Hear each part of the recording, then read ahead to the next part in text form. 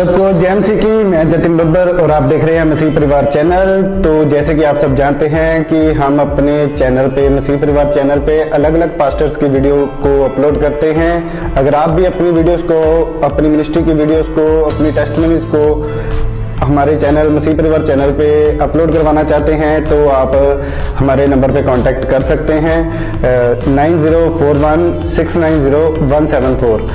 तो अगर आपको हमारा चैनल अच्छा लगता है, अलग अलग पास्टर्स की वीडियो देखना अच्छा लगता है, ब्लेसिंग अगर आपको चाहिए तो आप हमारे चैनल को सब्सक्राइब कीजिए, लाइक कीजिए और वीडियो को ज़्यादा से ज़्यादा शेयर कीजिए।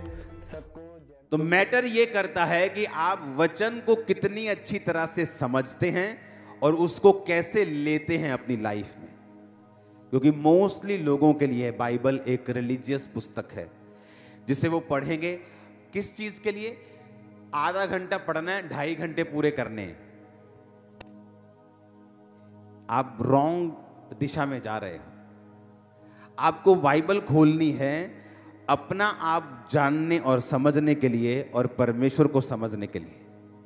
जितना आप परमेश्वर को समझेंगे, आप अपने आप के बारे में समझेंगे कि परमेश्वर ने आपको किस तरह से बनाया है और वो आपको किस तरह का देखना चाहता है। आपका हार्ट जब बनाया गया था तो एक्चुअल में उसे हजारों सालों के लिए फंक्शन करने के लिए बनाया गया था। पता है कि नहीं? आदम की उम्र कितनी थी? 900 कुछ साल। अभी तो 900 कुछ साल थी, सबसे बड़ी शायद 969 साल थी। ये तब थी जब वो गिर गए थे ग्रेस से। इमेजिन करो कि गिरने के बाद थी 1000 साल जब पाप कर लिया था। सोचो अगर वो पाप ना करते, ये किडनियां, ये हार्ट, ये लीवर हजारों सालों के लिए काम करने के लिए बनाया गया था। इमेजिन परमेश्वर की टेक्नोलॉजी देखो क्या थी। आपके बाथरूम की पाइप्स होती हैं ना, जहां से सब यूरिन, सब पेशाब निकलते हैं। अगर आप उस पाइप को खोलेंगे 10 साल बाद तो पूरी गल जाती, पाइप मिलती नहीं, क्योंकि आपके यूरिन में एसिड होता है। वो एसिड जा जाके पाइप को भी गला देता है, लोहे को भी गला देता है, प्लास्टिक को भी गला देता है, जिसे गलने में जमीन में हजारों साल लगते हैं। और वो कहां से निकलता है? आपके अंदर से। बाथरूम आपके अंदर से, वॉशरूम, यूरिन आपके अंदर से निकलता है, लेकिन आपके अंदर को कभी चोट नहीं पहुंचाता। किस तरह का टेक्नोलॉजी, किस तरह का परमेश्वर ने आपको बनाया, आप इमेजिन करके देखो। और आपको कुछ नहीं होता। आप बाथरूम होल्ड भी करके बैठते हैं कितनी कितनी देर, 2-2, 3-3 घंटे। तो जितना एसिड आपके अंदर है वो तो फाड़ दे सारी बॉडी, लेकिन आपको कुछ नहीं होता। आपका हार्ट 1000 साल के लिए काम करता था। जब आप सुधरे नहीं, बंदा जब सुधरा नहीं, तो परमेश्वर ने कहा बस इसकी शक्ल में ज्यादा लंबा नहीं देखना चाहता। ये ऐसा नहीं कि सब नरक चले जाएं, तुम्हारी उम्र 120 होगी। मूसा 120 का जब हो गया, बाइबल कहती है उसका शारीरिक ढांचा कमजोर नहीं था और मूसा की आंखें बिल्कुल सही देखती थी।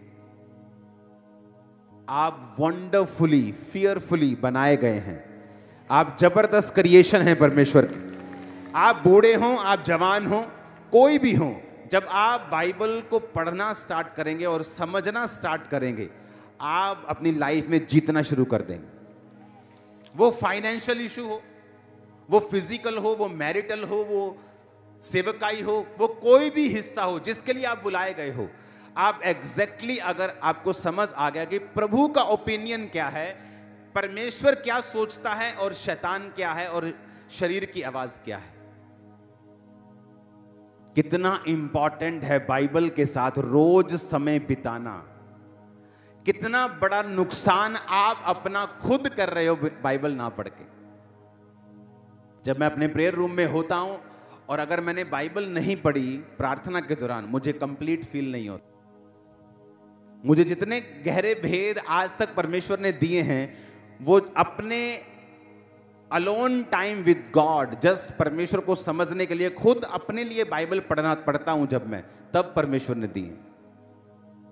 मैंने आपको बताया कि प्रीचिंग करने के लिए मैं बाइबल नहीं पकड़ता हूं कि मुझे ये सरमन देना तो मुझे बाइबल पकड़ूं, मैं सीखूं, मैं समझूं, फिर दूं। क्योंकि जो होली स्पिरिट जब आपको सिखाता है, आंखें खोल देता है वो आपकी। इमेजिन करो कितना बड़ा ट्रेजर, कितना बड़ा खजाना आप मिस कर रहे हो जब आप रोज बाइबल को समय नहीं देते हो। कितने लोगों के पास बड़ी बाइबल नहीं है, संपूर्ण बाइबल नहीं है? हाथ खड़ा करो। बड़ी बाइबल नहीं है जिनके पास, ले लो। ओके, नहीं तो आज मेरे पास होती, मैं फ्री बांटता हूं, आपको मालूम है। कोशिश करो लेने की, नहीं तो अगले संडे मैं दे दूंगा। हालेलुया। तो क्यों जरूरी है बाइबल? क्योंकि इससे आपको मालूम होगा। आपके दोस्त ने कुछ कहा, क्या कहा? क्या प्रभु के वचन में ऐसा लिखा है?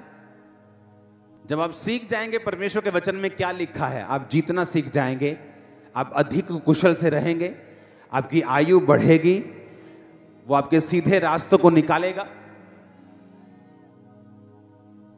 उसने कहा कि वो तेरे लिए सीधा मार्ग निकालेगा, उसी को याद करके, सब स्मरण करके सब काम करना।